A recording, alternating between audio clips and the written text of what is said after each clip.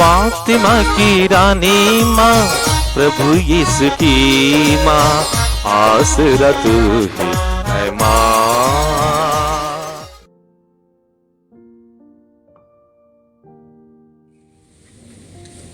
पहला पाठ प्रेरित चरित्र अध्याय 10 पद संख्याएं 24 से 35 तक। दूसरे दिन पेतरुस उसके साथ चल दिए और योप्पे के कुछ भाई भी उसके साथ हो लिए। वह अगले दिन कैसरिया पहुंचा। कर्नेलियस अपने संबंधियों और घनिष्ठ मित्रों को बुलाकर उन लोगों की प्रतीक्षा कर रहा था। जब पेतरुस उनके यहाँ आया तो कर्नेलियुस उससे मिला और उसने पेतरुस के चरणों पर गिरकर उसे प्रणाम किया। किंतु पेतरुस ने उसे यह कहते हुए उठाया, खड़े हो जाइए, मैं भी तो मनुष्य हूँ। और उसके साथ बातचीत करते हुए घर में प्रवेश किया। वहां बहुत से लोगों को एकत्र देखकर पेतरुस ने उनसे यह कहा, आप जानते हैं कि गैर यहूदी से संपर्क रखना या उसके घर में प्रवेश करना यहूदी के लिए सख्त मना है। किंतु ईश्वर ने मुझ पर यह प्रकट किया है कि किसी भी मनुष्य को अशुद्ध अथवा अपवित्र नहीं कहना चाहिए।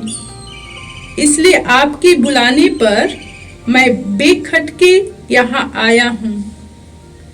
अब मैं पूछना चाहता हूँ कि आपने मुझे क्यों बुलाया है?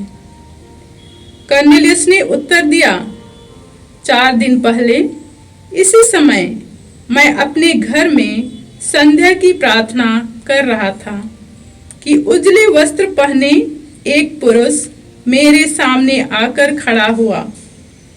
उसने कहा, कर्नेलियुस, आपकी प्रार्थनाएं सुनी गई हैं और ईश्वर ने आपके भिक्षा दानों को याद किया है। आप आदमियों को योप्पे भेजिए और सिमोन को, जो पेतरुस कहलाता है, बुलाइए। वह चर्मकार सिमोन के यहाँ समुद्र के किनारे ठहरे हुए हैं। मैंने आपको तुरंत बुला भेजा और आपने पधारने की कृपा की है। ईश्वर ने आपको जो जो आदेश दिए हैं उन्हें सुनने के लिए हम सब यहाँ आपके सामने उपस्थित हैं।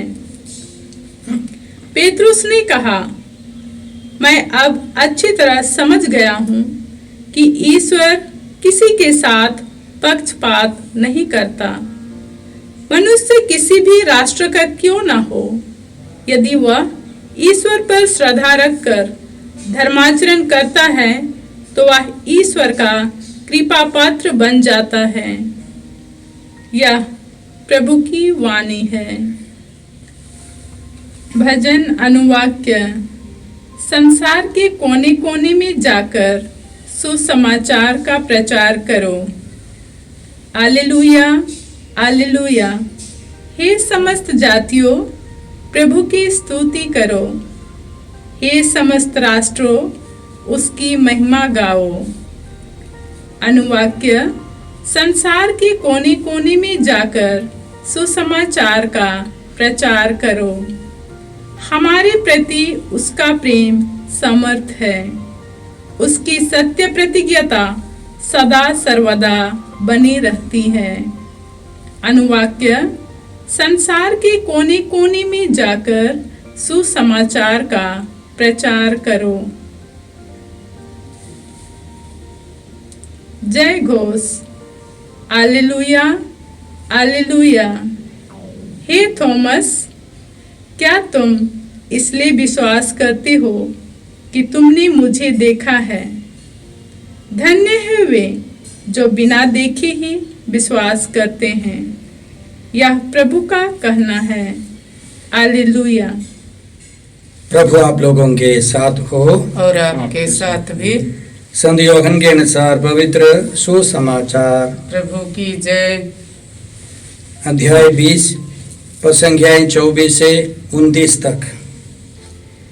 ईसा के आने के समय 12 में से एक थॉमस, जो यमल कहलाता था, उनके साथ नहीं था।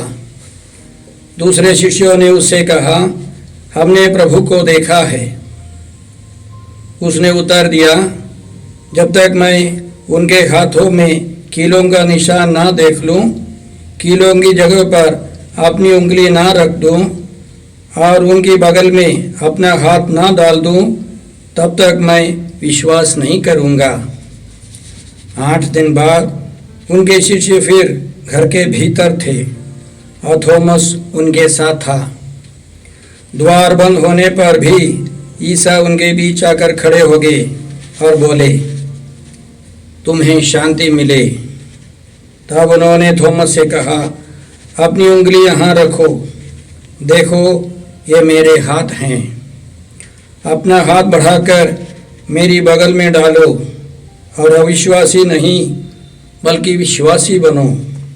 थॉमस ने उत्तर दिया, मेरे प्रभु, मेरे ईश्वर। ईसा ने उससे कहा, क्या तुम इसलिए विश्वास करते हो कि तुमने मुझे देखा है? धन्य है वे जो बिना देखे ही विश्वास करते हैं। यह प्रभु यीशु का परम पवित्र सुसमाचार है। ख्रिस्त की जय। क्रिस्त में प्रिय भाई और बहनों, 3 जुलाई को हम लोग कलीसिया के महान एक प्रेरित, हमारे देश के प्रेरित संत थॉमस को याद करते हैं। वे गलीलिया के रहने वाले थे, मछुए थे। प्रभु यीशु ने उनको बुलाकर उनको अपने प्रेरित के रूप में, 12 प्रेरितों में एक प्रेरित के रूप में नियुक्त किया। वे यीशु के साथ रहे। उन्होंने यीशु के जीवन को निकट से देखा। पवित्र आत्मा पाकर वे हिंदुस्तान आए। परंपरा के अनुसार 52 ईस्वी में वे केरल के तट पर उतरे। उन्होंने प्रभु यीशु का सुसमाचार सुनाया, बहुतों को बपतिस्मा दिया, 7 चर्चों की स्थापना की, 7 पुरोहितों को अभिषेक देकर उनके ऊपर नियुक्त किया और वे आगे बढ़े। चेन्नई में उनके दुश्मनों के भाले की वार से वे घुटने टेककर प्रार्थना करते हुए, अपने दुश्मनों के लिए प्रार्थना करते हुए वे मरे। आज हम लोग संत थॉमस का पर्व मनाते हैं। दुकराना माने यादगारी। इस पर्व के अवसर पर हम संत थॉमस के बहुत सारे गुण याद कर सकते हैं। सबसे पहला गुण, वे हिम्मत से भरे व्यक्ति थे। जब लाजरुस बीमार थे, मर चुके थे, यीशु ने इसका रहस्य खोल दिया और यीशु ने बताया, हम लोग यरूशलेम की ओर जाए, बेथानिया जाए। तो उनके शिष्य लोग बहुत डर गए थे, क्योंकि यहूदी लोग यीशु को मार डालने की ताक में थे। तो संत थॉमस उनको हिम्मत बांध करके कहते हैं, हम भी चले और इनके साथ मर जाए।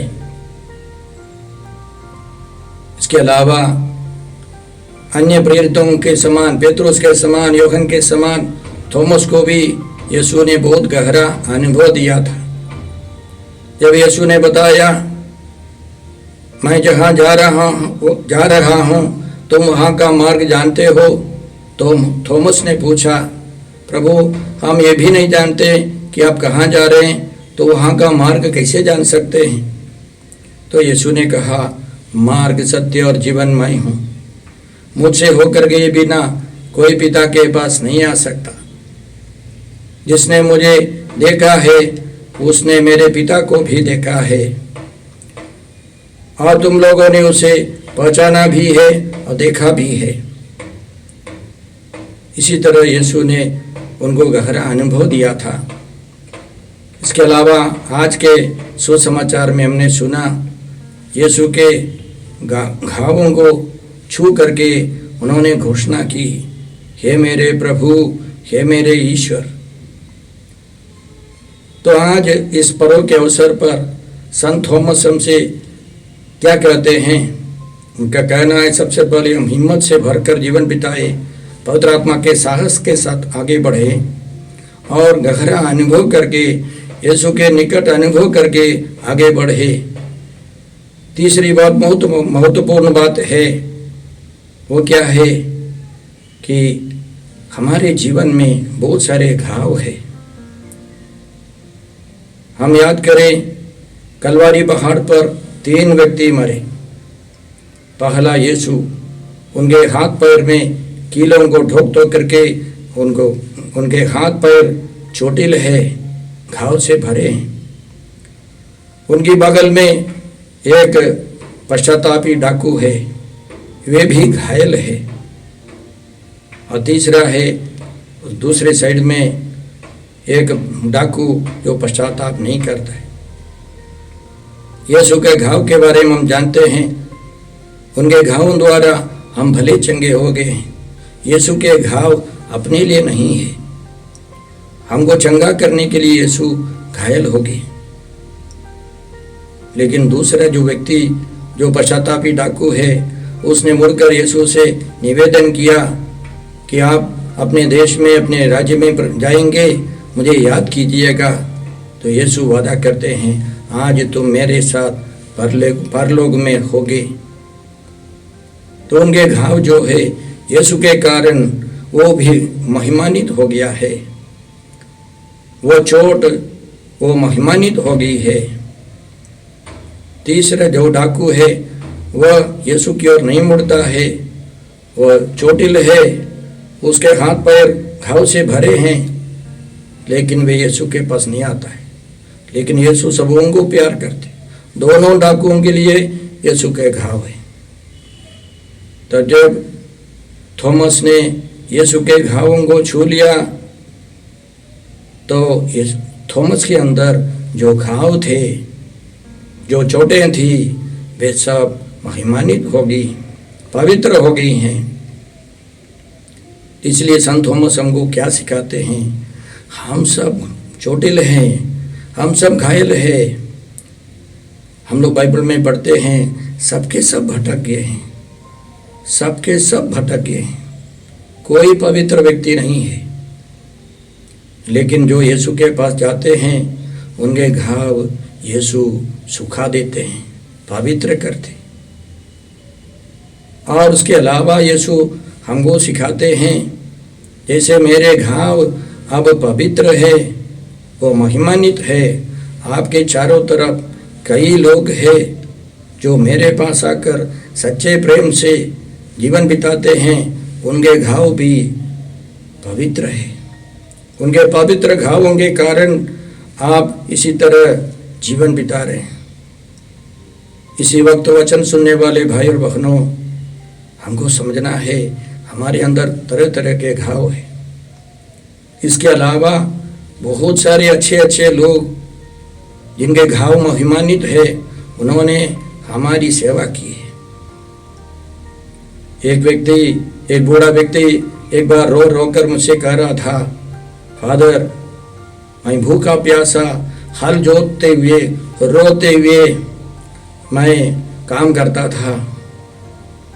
मेरे छोटे भाई बहनों को मैंने पढ़ाया। मेरे सबसे छोटा भाई एक मास्टर बन गया, लेकिन वो मेरी ख्याल नहीं करता है। विपक्ष में एक साक्ष्य सुनिए। एक फादर कहते हैं, मैं अपने बचपन में थाली से भात खाता था, छितरा करके खाता था। तो पिताजी ने कई बार बताया, बेटा भोजन की वस्तुओं को बर्बाद नहीं करना है। मैं बहुत मुश्किल से कठिनाई उठा करके ये अनाज पैदा करता। उसके समझ में नहीं आया। महीनों के बाद इसी तरह फिर खाने के समय वो बैठ गया, पिताजी बगल में बैठ गए। पिताजी कहता है, माँ से मुझे एक चम्मच देना। तो माँ पूछती है, क्यों?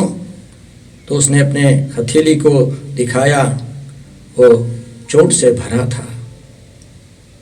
तब उस फादर ने देखा कि पिताजी के हाथ में काम करते करते चोट है, घाव है।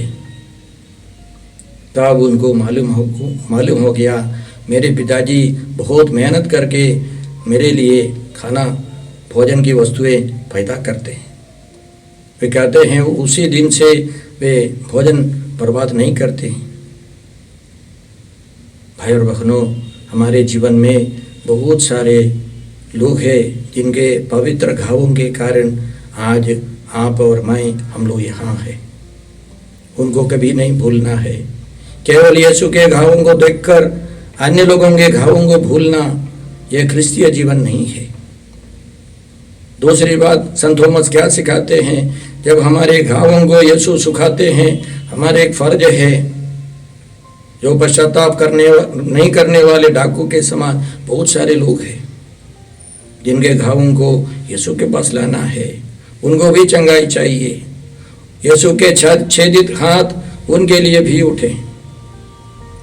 इसलिए संत थॉमस हिंदुस्तान आए, सबों को सुसमाचार सुनाया, शहादत स्वीकार करके प्रभु के पास लौट गए।